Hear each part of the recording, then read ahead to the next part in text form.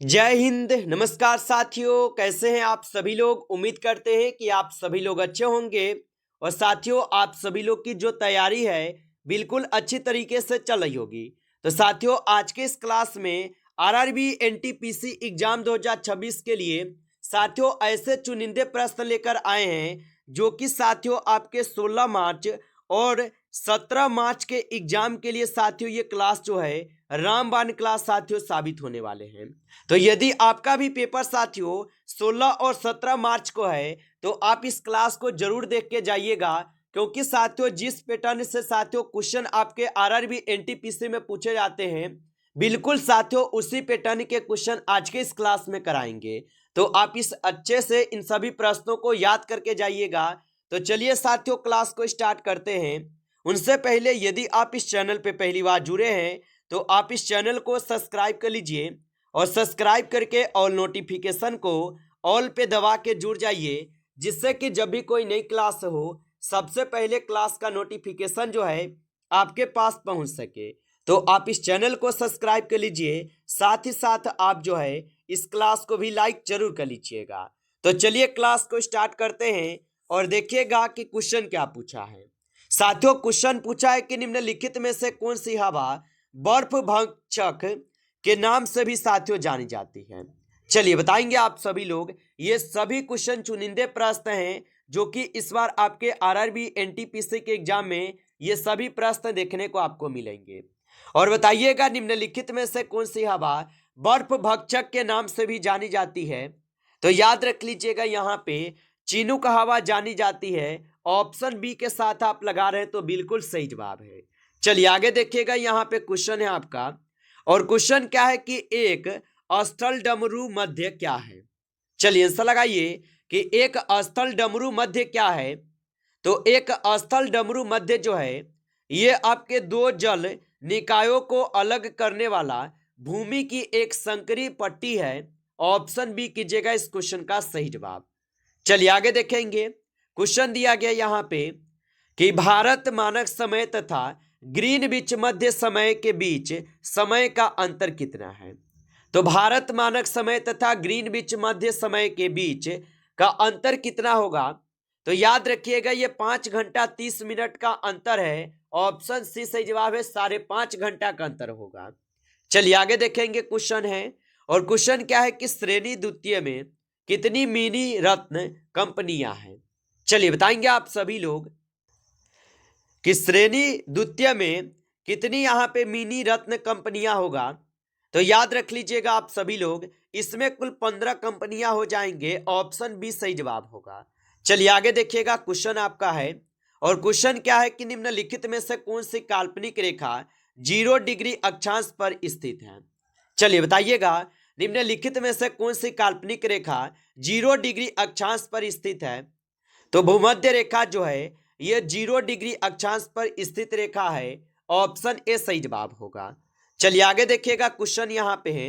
और क्वेश्चन क्या है कि निम्नलिखित में से कौन सी भारतीय नदी पश्चिम की ओर बहती है तथा अरब सागर में गिरती है।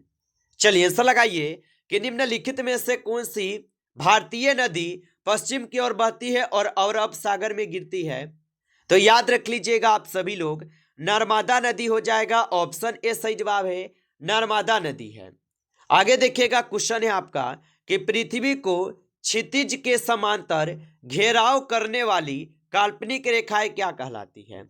तो पृथ्वी को क्षितिज के समांतर घेराव करने वाली काल्पनिक रेखाएं क्या कहलाती है। तो ये कहलाते हैं अक्षांश। ऑप्शन ए हो जाएगा सही जवाब। चलिए अगला क्वेश्चन देखेंगे। क्वेश्चन क्या है आप सभी लोगों का कि निम्नलिखित में से किस महाद्वीप से तीनों अक्षांश रेखाएं अर्थात भूमध्य रेखा, कर्क रेखा तथा मकर रेखाएं जो है होकर गुजरती हैं। तो ये गुजरते हैं आपके अफ्रीका से होकर। ऑप्शन डी के साथ जा रहे हैं तो सही जवाब है आपका अफ्रीका के साथ गुजरते हैं।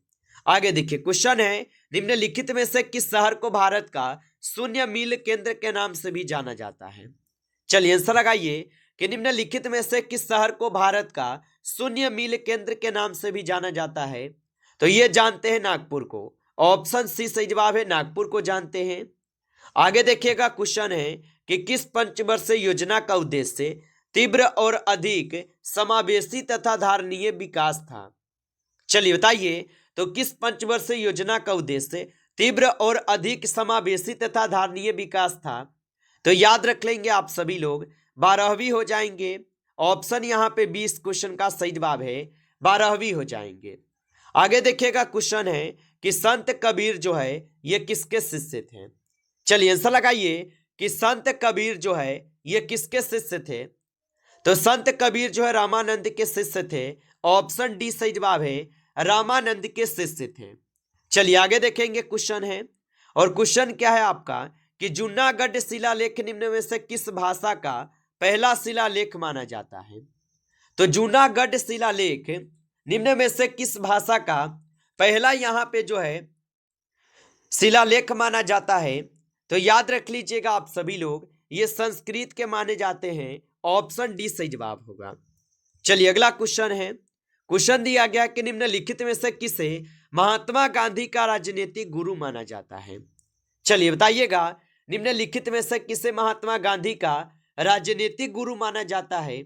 तो गोपाल कृष्ण गोखले को महात्मा गांधी जी के राजनीतिक गुरु भी माने जाते हैं। ऑप्शन बी हो जाएगा इस क्वेश्चन का सही जवाब।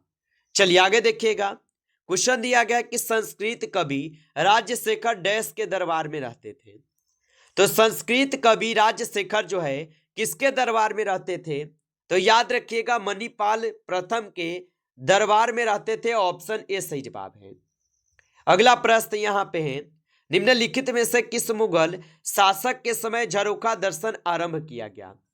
चलिए आंसर लगाइएगा कि निम्नलिखित में से किस मुगल शासक के समय झरोखा दर्शन आरंभ किया गया? तो ये किए गए थे अकबर के समय। ऑप्शन सी सही जवाब है। चलिए आगे देखिएगा, क्वेश्चन है आपका कि कौटिल्य जो है ये प्रधानमंत्री थे। चलिए आंसर लगाइए, और आप अभी तक इस क्लास को लाइक नहीं किए हैं तो आप इस क्लास को एक बार लाइक कर लेंगे। नए जुड़े हैं इस चैनल पे तो आप इस चैनल को भी सब्सक्राइब करके ऑल नोटिफिकेशन को ऑल पे दबा के जुड़ जाइए, जिससे कि जब भी कोई नई क्लास हो सबसे पहले क्लास का नोटिफिकेशन जो है आपके पास पहुंच सके। तो आप इस चैनल को सब्सक्राइब जरूर कर लीजिएगा और आंसर लगाइएगा कि कौटिल्य प्रधानमंत्री थे। तो कौटिल्य जो ये प्रधानमंत्री थे चंद्रगुप्त मौर्य के। ऑप्शन सी सही जवाब है।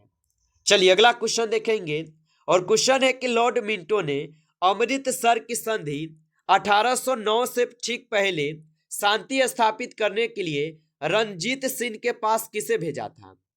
तो ये भेजे हुए थे साथियों किसे? तो याद रख लीजिएगा, चार्ल्स मेटकॉफ के भेजे हुए थे। ऑप्शन डी यहाँ पे इस क्वेश्चन का आंसर होगा। चलिए आगे देखिएगा, क्वेश्चन है कि बंगाल का प्रसिद्ध कोसी जारा केस किसके शासनकाल में जो है घटित हुआ था? तो बंगाल का प्रसिद्ध कोसी जारा केस किसके शासनकाल में घटित हुआ? तो ये घटित हुए थे वारेन हेस्टिंग्स के समय। ऑप्शन ए सही जवाब होगा।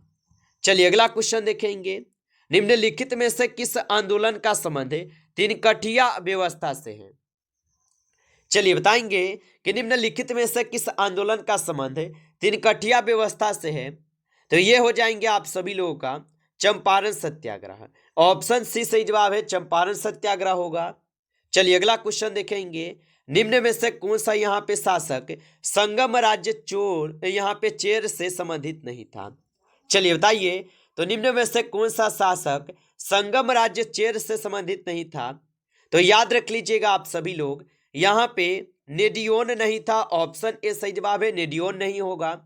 अगला क्वेश्चन देखेंगे कि राज्य लोक सेवा आयोग के सदस्यों की नियुक्ति कौन करता है? चलिए आंसर लगाइए, तो राज्य लोक सेवा आयोग के सदस्यों की जो नियुक्ति है ये कौन करता है?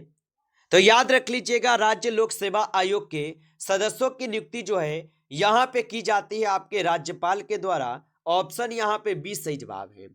चलिए आगे देखेंगे, क्वेश्चन है कि राज्यसभा का सदस्य बनने के लिए निम्नतम आयु जो है कितनी होनी चाहिए? तो राज्यसभा की सदस्य बनने के लिए जो है निम्नतम आयु कितनी होनी चाहिए? तो याद रखेंगे आप सभी लोग, यहाँ पे इस क्वेश्चन का सही जवाब ऑप्शन सी हो जाएगा, 30 वर्ष होनी चाहिए।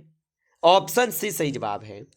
चलिए आगे देखिएगा, क्वेश्चन है राज्यसभा की कुल यहाँ पे संख्या कितनी है? तो राज्यसभा की कुल अगर सदस्यों की संख्या देखेंगे तो अधिकतर आपके 250 हैं। ऑप्शन ए यहाँ पे सही जवाब होगा, 250 होगा। चलिए आगे देखिएगा, क्वेश्चन है कि विधान परिषद के सदस्यों के लिए निम्नतम आयु सीमा क्या है। चलिए आंसर लगाइए कि विधान परिषद की सदस्यता के लिए निम्नतम आयु सीमा क्या है। तो याद रख लीजिएगा, इनके लिए 30 वर्ष है। ऑप्शन सी सही जवाब है, 30 वर्ष होगा। चलिए आगे देखिएगा, क्वेश्चन है कि भारत में किस प्रकार का लोकतंत्र है। चलिए आंसर लगाइए कि भारत में किस प्रकार का लोकतंत्र है। तो याद रख लीजिएगा, भारत में जो है किस प्रकार का लोकतंत्र होगा। तो भारत में प्रतिनिधियों का हो जाएगा लोकतंत्र। ऑप्शन सी सही जवाब है। अगला क्वेश्चन है कि भारतीय संसद की सबसे बड़ी कमेटी कौन सी है। तो भारतीय संसद की सबसे बड़ी कमेटी जो है यहां पे प्राक्कलन समिति है। ऑप्शन बी कीजिएगा इस क्वेश्चन का सही जवाब। चलिए अगला क्वेश्चन देखेंगे, निम्नलिखित में से किस राज्य का विधानमंडल द्विसदनीय है। चलिए बताइए कि निम्नलिखित में से किस राज्य का विधानमंडल द्विसदनीय होगा। तो ये जम्मू कश्मीर का हो जाएगा। ऑप्शन डी सही जवाब है, जम्मू कश्मीर। चलिए आगे देखिएगा, क्वेश्चन है और क्वेश्चन क्या है आप सभी लोगों का, निम्नलिखित में से करों का कौन सा समुच्चय केंद्रीय सरकार से संबंध है। तो निम्नलिखित में से करों का कौन सा समुच्चय केंद्रीय सरकार से संबंध है। तो याद रख लीजिएगा आप सभी लोग, आबकारी कर, सीमा शुल्क व आयकर होगा। ऑप्शन यहां पे सी इस क्वेश्चन का सही जवाब हो जाएगा। आगे देखिएगा, क्वेश्चन है कि यह निर्णय लेने का अधिकार किसको है कि बिल मुद्रा बिल है अथवा नहीं। चलिए बताइए, तो यह निर्णय लेने का अधिकार किसको है कि बिल मुद्रा बिल है अथवा नहीं। तो यह अधिकार किसको मिला है। तो लोकसभा के अध्यक्ष को। ऑप्शन ए सही जवाब है, लोकसभा के अध्यक्ष को यह अधिकार है। आगे देखिए, क्वेश्चन है कि भारत में हरित क्रांति के जनक कौन है। चलिए बताइए, तो भारत में हरित क्रांति के जनक जो है यहां पे एमएस स्वामीनाथन है। ऑप्शन बी कीजिएगा इस क्वेश्चन का सही जवाब। चलिए आगे देखेंगे, क्वेश्चन यहां पे है कि ग्रीन गोल्ड क्या है। चलिए बताइएगा कि ग्रीन गोल्ड जो है क्या है। तो ग्रीन गोल्ड जो है ये चाय हो जाएगा। ऑप्शन ए यहां पे इस क्वेश्चन का सही जवाब है। चलिए आगे देखिएगा, क्वेश्चन है कि देश में सबसे ज्यादा दालें का कौन सा राज्य पैदा करता है। तो देश में सबसे ज्यादा दालें कौन सा राज्य पैदा करता है। तो साथियों मध्य प्रदेश राज्य हो जाएगा। ऑप्शन ए सही जवाब है। अगला क्वेश्चन है कि फेफड़े के प्राथमिक अंग है। तो साथियों फेफड़ा का जो प्राथमिक अंग होता है श्वसन होता है। ऑप्शन डी कीजिएगा इस क्वेश्चन का सही जवाब, श्वसन होगा। चलिए आगे देखिएगा, क्वेश्चन है कि किस दवा का वेदना से राहत पाने के लिए जो प्रयोग किया जाता है। तो किस दवा का वेदना से राहत पाने के लिए प्रयोग किया जाता है। तो यहाँ पे किए जाते हैं, यहाँ पे किसका, तो टेमरेडोल के किए जाते हैं। ऑप्शन यहाँ पे बी सही जवाब है, टेमरेडोल की जाती है। नमस्कार साथियों, इस क्लास में आपके टॉप 35 क्वेश्चन थे जो कि काफी इंपॉर्टेंट और सिलेक्टेड क्वेश्चन थे। साथियों यदि आपको क्लास अच्छा लगा हो तो आप इस क्लास को लाइक कर लीजिए। नए जुड़े इस चैनल पे तो आप इस चैनल को सब्सक्राइब करके ऑल नोटिफिकेशन को ऑल पे दबा के जुड़ जाइए, जिससे कि जब भी कोई नई क्लास हो सबसे पहले क्लास का नोटिफिकेशन जो है आपके पास पहुंच सके। तो आप इस चैनल को सब्सक्राइब कर लीजिएगा। चलिए फिर मिलते हैं आपसे एक नेक्स्ट टॉपिक के साथ नेक्स्ट क्लास में। तब तक के लिए जय हिंद, जय भारत।